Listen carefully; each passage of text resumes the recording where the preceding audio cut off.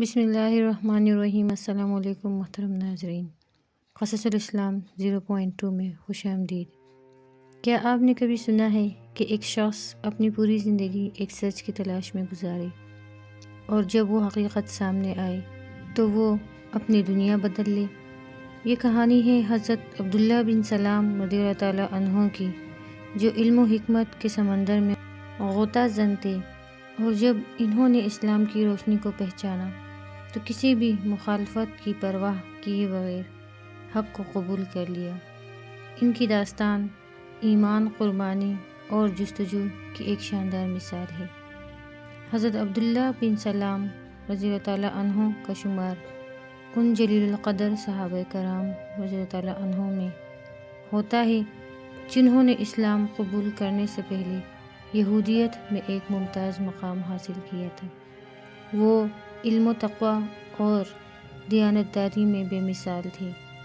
ان کا اصل نام حسین بن سلام تھا، لیکن اسلام قبول کرنے کے بعد نبی کریم صلی اللہ علیہ وآلہ وسلم نے ان کا نام عبداللہ رکھ دیا۔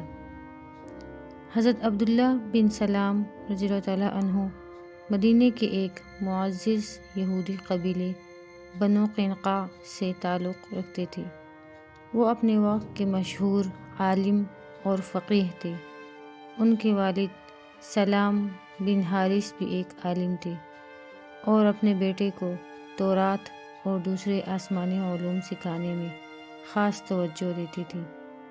حضرت عبداللہ بن سلام رضی اللہ تعالیٰ عنہ نے تورات کا گہرا مطالعہ کیا اور بنی اسرائیل کی روایات سے اچھی طرح واقف تھے۔ شب کا پچھلا پہر گزر چکا ہے، رات بھر فضا میں چاندنی بکھیرتا چاند بھی ستاروں کی جھرمٹ میں واپسی کے سفر پر گامزن ہے۔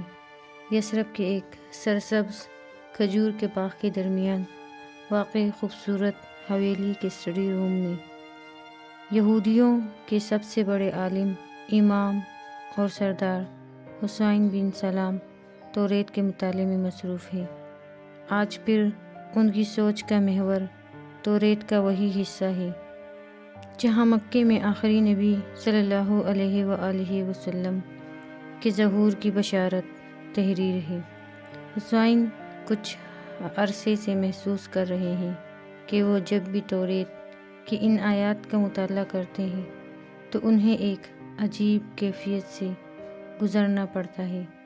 انہیں توریت میں تحریر کردہ آخری نبی صلی اللہ علیہ وآلہ وسلم کی آمد کی تمام نشانیاں پوری ہوتی نظر آتی ہیں، اور پھر ایک جگہ بھی تحریر ہے کہ ان کے لوگ انہیں مکے سے ہجرت پر مجبور کر دیں گے اور وہ یثرب میں مستقل قیام کریں گے۔ تو کیا میں اللہ تعالیٰ کے اس آخری رسول صلی اللہ علیہ وآلہ وسلم کا دیدار کرنے کا شرف حاصل کر سکتا ہوں؟ یہ سوال ایک شدید خواہش کی روح میں ڈھل کر انہیں بے چین بے قرار کر دیتا ہے۔ حسین بن سلام کا سلسلہ نسب حضرت یوسف علیہ السلام سے ملتا ہے۔ 11 نبوی کی بات ہے کہ جب بنو خزرج کے 6 افراد مکہ مکرمہ گئے اور رسول اللہ صلی اللہ علیہ وآلہ وسلم کے ہاتھ پر اسلام قبول کر کے یثرب واپس آ گئے۔ حسین بن سلام کو اطلاع ملی تو انہوں نے ان افراد سے ملاقات کی اور رسول اللہ صلی اللہ علیہ وآلہ وسلم کے بارے میں تفصیل معلوم کی۔ وہ لوگ جیسے جیسے تفصیل بیان کرتے جاتے، حسین کی آنکھوں میں توریت کی تحریر کردہ علامتیں حقیقت کا روپ دھار کر آتش شوق بھڑکاتی جا رہی تھیں۔ اب ایک علامت کی تصدیق اور باقی تھی، اور وہ تھی یثرب کی طرف ہجرت۔ حسین بن سلام اللہ سے دعا مانگتے تھے کہ اے خداوند قدوس، مجھے اتنی زندگی عطا فرما کہ میں شہر یثرب میں تیرے آخری نبی صلی اللہ علیہ وآلہ وسلم کی زیارت کر کے ان کے ہاتھ پر بیعت کر لوں۔ وہ کہتے ہیں کہ ایک صبح میں اپنے باغ میں درختوں سے کھجوریں اتروا رہا تھا۔ میری چچی خالدہ بنت حارث بھی میرے ساتھ تھی۔ میں نے سنا کہ ایک شخص رسول اللہ صلی اللہ علیہ وآلہ وسلم کی مدینہ منورہ آمد اور قباء میں قیام کا اعلان کرتا پھر رہا ہے۔ اس خبر نے میرے جسم میں بجلی سی دوڑا دی اور بے اختیار میرے منہ سے نکلا، اللہ اکبر، اللہ اکبر۔ چچی نے یہ سن کر مجھے برا بھلا کہا اور بولی، حضرت موسیٰ علیہ السلام کی آمد کا سنتا تو نعرہ لگاتا۔ میں نے انہیں سمجھایا، چچی خدا کی قسم، یہ اللہ تعالیٰ کے آخری رسول صلی اللہ علیہ وآلہ وسلم ہیں جو حضرت موسیٰ علیہ السلام کے بھائی ہیں۔ چچی بولیں، اچھا، جن کے بارے میں تم ہمیں توریت کی آیات پڑھ کر سناتے رہے ہو؟ میں نے کہا، ہاں، یہ وہی ہیں۔ حسین کہتے ہیں کہ میں نے بوڑھی چچی کو گھر چھوڑا اور قباء کی جانب چل پڑا۔ جب وہاں پہنچا تو میں نے دیکھا کہ جانثاروں کا مجمع لگا ہوا ہے۔ میں کسی نہ کسی طرح اندر پہنچ گیا۔ میں نے سنا کہ اللہ کے رسول صلی اللہ علیہ وآلہ وسلم فرما رہے ہیں، لوگوں، سلام کو پھیلاؤ، بھوکوں کو کھانا کھلاؤ، جب رات میں لوگ محو خواب ہوں تو عبادت کرو اور اللہ کی جنت میں سلامتی سے داخل ہو جاؤ۔ حسین کہتے ہیں کہ جب میں نے اللہ کے رسول صلی اللہ علیہ وآلہ وسلم کے چہرہ انور کی جانب دیکھا، ایمان کی روشنی سے منور چہرہ، ماہ و خورشید سے زیادہ چمکتی پیشانی، نور الہی سے روشن، خوبصورت بڑی آنکھیں کہ جنہیں دیکھ لیں اسے اپنا گرویدہ بنا لیں، دندان مبارک جیسے سفید شفاف موتی، شب تاریک میں جو ستاروں سے زیادہ چمکتے، سرخ و سفید رنگت، بات کریں تو لبوں سے پھول جھڑیں، مسکرائیں تو فضا میں نغمگی بکھر جائے، جہاں موجود ہوں وہ مقام مشک و عنبر سے مہک جائے، تو میں نے جان لیا کہ یہی اللہ کے آخری اور سچے نبی ہیں۔ بخاری شریف میں ہے کہ آپ رضی اللہ تعالیٰ عنہ نے خدمت نبی صلی اللہ علیہ وآلہ وسلم میں حاضر ہو کر عرض کیا، یا رسول اللہ صلی اللہ علیہ وآلہ وسلم، میں 3 باتیں دریافت کرنا چاہتا ہوں۔ 1، علامات قیامت میں سے پہلی علامت کون سی ہے؟ اہل جنت کو پہلی چیز کھانے کو کیا ملے گی؟ کیا وجہ ہے کہ بچہ کبھی تو ماں کی شکل پر ہوتا ہے اور کبھی باپ کی شکل؟ حضور کریم صلی اللہ علیہ وآلہ وسلم نے تینوں سوالوں کے جواب اس طرح دیے۔ قیامت کی پہلی نشانی ایک آگ ہوگی جو لوگوں کو مشرق سے مغرب کی جانب ہنکا لے جائے گی۔ اہل جنت کی پہلی خوراک مچھلی کا کلیجی پر جو ٹکڑا ٹکا رہتا ہے وہ ہوگا۔ ماں کا مادہ تولید غالب ہو تو بچہ ماں کی شکل پر، اور اگر باپ کا غالب ہو تو باپ کی شکل پر ہوتا ہے۔ آپ فوری طور پر مشرف اسلام ہو گئے۔